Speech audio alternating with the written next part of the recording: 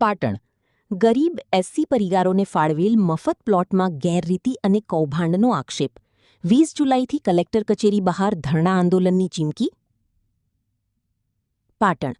પાટણ તાલુકાના હંસાપુર સહિતના 8 ગામોના અનુસૂચિત જાતિ એસસીના પીડિત પરિવારો દ્વારા જિલ્લા કલેક્ટરને એક આવેદનપત્ર પાઠવીને વર્ષ 2008-2010માં સરકાર દ્વારા ફાળવવામાં આવેલા મફત રહેણાંક પ્લોટોમાં થયેલા કૌભાંડ અને ગેરકાયદેસર કબજા સામે કડક કાર્યવાહી કરવાની માંગ કરવામાં આવી છે. મુખ્ય બાબતો અને આક્ષેપો. બોગસ સિક્કા સહીઓથી ગેરરીતિ. ભૂતપૂર્વ સરપંચ અને તલાટીની બોગસ સિક્કા સહીઓ કરી સરકારી દફતરોનો દુરુપયોગ કરીને ગરીબ અનુસૂચિત જાતિના લાભાર્થીઓને જગ્યાનો વાસ્તવિક કબજો સોંપવામાં આવ્યો નથી અને પ્લોટ પર ગેરકાયદેસર કબજો વેચાણ કરવામાં આવી રહ્યું હોવાનો આરોપ મૂકવામાં આવ્યો છે. નાણાંની પડાપડી અને છેતરપિંડી.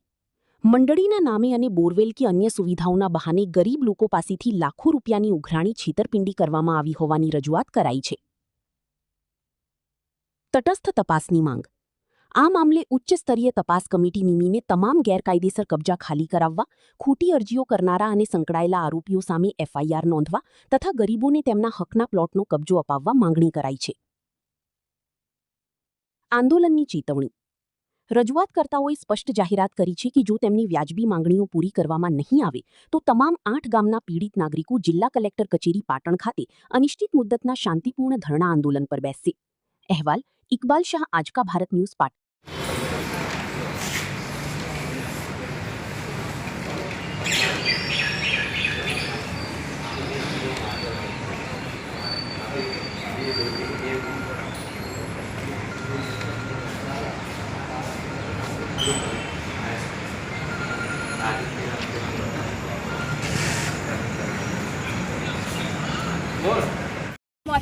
મારા 8 તોડ્યું હતું, કોઈ કમાવાનું નહીં. કેટલા પૈસા તમે આલ્યા?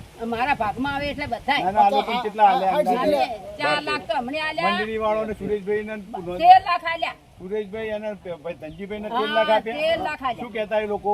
આ મંડળીની જમીન તમારી લાખ લઈ જાય કે તમે આ તરત હવા છેડવા મળે. હું હારી આવું બેહો ને તમે અને પછી કને આપી દીધી એમને વાવવા માટે? ઠાકોર ને બાબા પડી એ ઉધેરજી આપી ને ઠાકોરો એમની પાસેથી પૈસા લીધા. કેટલા લીધા ઠાકોર પાસે? અંદાજે 2 લાખ 3 લાખ 3 લાખ રૂપિયા વાર્ષિક ઉધેર લે, 2-3 લાખ પછી આપી દે. બધું મળવું પડે, પૈસા મળે અને ન્યાય જમીએ મળે. તમારા આધાર કાર્ડ ને બધું લઈ ગયા છે? લઈ ગયા અમારા આધાર કાર્ડ. તમારું કે ખોટી જગ્યાએ ઉપયોગ કરશે શું કરશો? હવે આનું કોઈ કાર્યવાહી થવી જોઈએ. તમે પોલીસ સ્ટેશન ફરિયાદ કરો, કલેક્ટરમાં કરો, 2-3 જગ્યાએ કરો ભાઈ. એનો ખોટો ઉપયોગ થશે પછી. અમારા આધાર કાર્ડ ખોટો થાય, તમારા પૈસે તમારા હોમ લડશે પાછું. ભાઈ નરસિંહભાઈ મકવાણા, ગામ અજુજા. આ અનુસૂચિત જાતિની જમીન છે એ લગભગ ઘણા કેટલા વર્ષથી અહીંયા વેચે છે, ઘણી પેલે વેચે છે. આ પ્રમુખ અને ધનજીભાઈ અને મંત્રી સુરેશભાઈ અને પ્રમોદભાઈ, આ લોકો ત્રણે મળી સભાસદો થઈ ઘડીકમાં 12 મહિના પેલાના પેટે આલે છે, ઘડીક પેલે આલે છે, એમ ઠાકોરને આલે છે. અને અમારા પૈસા લગભગ 12 થી 13 લાખ રૂપિયા આ લઈ ગયા છે. તમને તમારા નામે કરાવીશ એમ કરી અમારા આધાર પુરાવા બધા લઈ ગયા છે. અમને કોઈ એનો ન્યાય મળતો નથી. તો આના માટે અમારે શું કરવું જોઈએ? આના કડકમાં કડક સજા થવી જોઈએ અને અમને અમારો કબજો મળવો જોઈએ અને અમારા પૈસા મળવા જોઈએ. હા, અને આ બાજીના કોઈ લઈ ગયા ભાઈ? અમારે તો મળે ને અમે બધા 13 લાખ રૂપિયા આલેલા. 13 લાખ રૂપિયા આપ્યા. 13 લાખમાં શું લાલચ આપી સુરેશભાઈ અને ધનજીભાઈએ? તમને જમીન આપી દે, તમે આ 2-3 દિવસમાં. હા, અને તમારા ખેડવા લાયક છે ને તમને જમીન આપવાની છે અને તમારા નામે કઈ તમને જમીન આપવાની છે એમ કહીને મને 13 લાખ રૂપિયા લઈ ગયા. કોને કીધું આવું? ધનજીભાઈ અને સુરેશભાઈ અને પ્રમોદભાઈ. તમારું નામ શું? મારું નામ બળવંતભાઈ, ગામ અજુજા.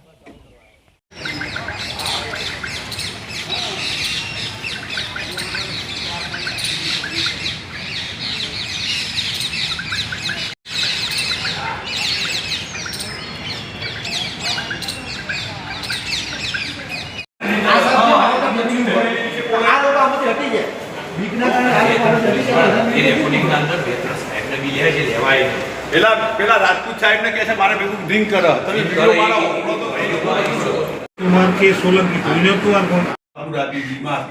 એમના ઉપર હજુ ફરિયાદ દાખલ થઈ નથી. એને પૈસાના લેતી દેતીના વિડીયો આપ્યા, એનો ઓડિયો આપ્યા, બધું આપ્યું, પણ એની ફરિયાદ થઈ નહીં. ફરિયાદ ના થાય ને ઉપરથી અમારા જમીન આવે છે એટલે તો ઊંધું થાય છે ને. એમની મૌખિક રજૂઆતો છે. પોલીસ જે છે એ એમનું કામગીરી બેન કયા ગામથી આવે કલેક્ટર ઓફિસમાં આવેદનપત્ર આપવા માટે? હા બરાબર. અમારા ગાળા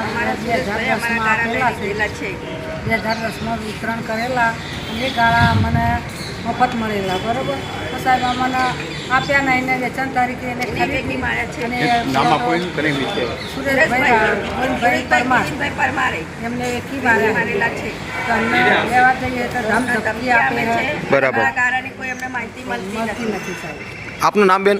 મારું નામ ભંગી શાંતાબેન દેવા. તમારું નામ? બેન તમારું નામ? પુષ્પાબેન રમેશભાઈ. ઓકે. આપ શાના માટે આવેદનપત્ર આપવા આવ્યા હતા કલેક્ટર ઓફિસમાં? અમે જ આવેદનપત્ર આપવામાં આવ્યા હતા કે અમારી અનુસૂચિત જાતિની જમીન જે જગ્યા છે તે દરેક ગામમાં આવી અને ઠાકોરોને અને બધાને લોકોને વેચાણ કરે છે, ભાડા પેટે આલે છે અને કરાર પેટે 5 વર્ષ 10 વર્ષની શરતી આપે છે. અને અમને અનુસૂચિત જાતિની અમને ગરીબોને મળવી જોઈએ, એની જગ્યાએ એ જમીન બીજા લોકોને ફાળવે છે. તો આનો અમને ન્યાય મળવો જોઈએ. આ એના મંત્રી છે પ્રમોદભાઈ, પછી સુરેશભાઈ અને ધનજીભાઈ, આ 3 લોકો મળે અમારા પાસેથી 13 લાખ રૂપિયા લઈ ગયા. અને અમે તમને જમીન નોમે કરી આલશું, તમને આવી રીતે કરી આલશું, ફલાણું કરી આલશું, એવી રીતે કરી અમારા પાસે પૈસા લીધા છે. અને હવે અમને કોઈ એનો જવાબ મળતો નથી. 1 મહિના પહેલાં અમે અરજી આલેલી છે પણ એને અરજીનો પણ કોઈ ઉકેલ આવતો નથી. તો અમે આ ને આવે એટલી ઘણા અમે આનું કાર્યવાહી કરીશું. જમીન કોણ ફાળવી દેશે? ધનજીભાઈ, પ્રમોદભાઈ અને સુરેશભાઈ, આ 3 લોકો.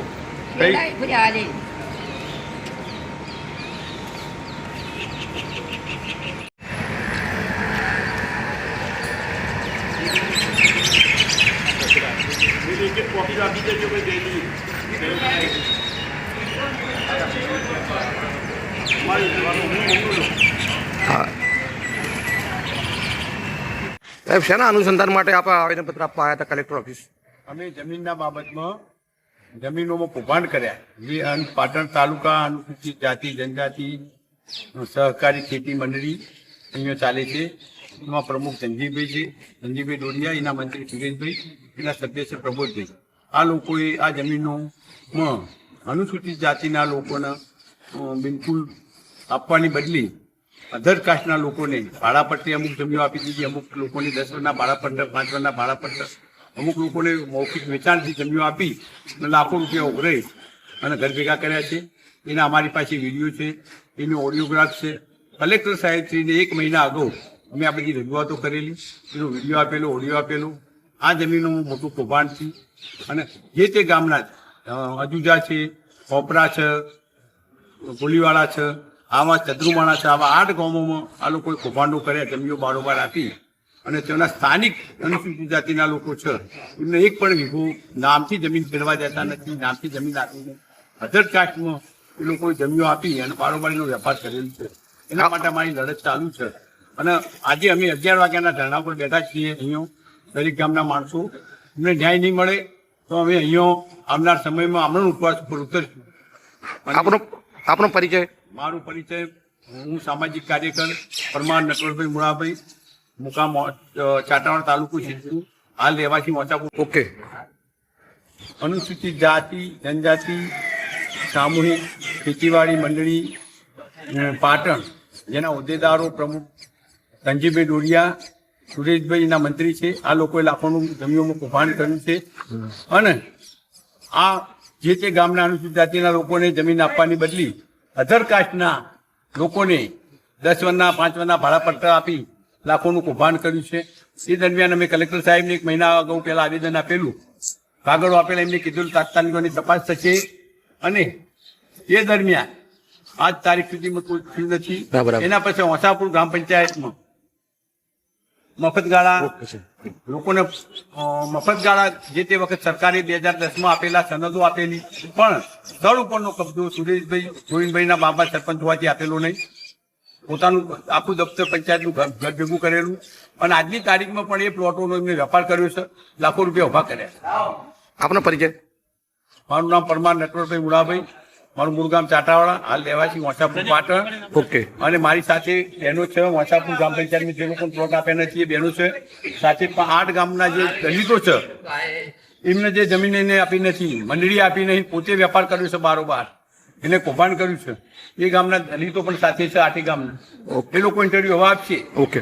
હા, બીજું એવું આ લોકોનું કૌભાંડ છે કે વાલ્મીકી સમાજની બહેનો છે એ વસાપુર ગ્રામ પંચાયતમાં પહેલા જે તે વખતે આ સુરેશભાઈના પપ્પા સરપંચ હતા, એના પછીના નગરપાલિકામાં વસાપુર ગ્રામ પંચાયત ભરી તે દરમિયાન આ લોકો આખું દફતર ઘર ભેગું કરી નાખ્યું અને તેઓ સર્વે નંબર 92-93માં ગામઠાણ, નવીન ગામઠાણ હતું તો એના પ્લોટો બધાએ બારોબાર વેપાર કર્યો.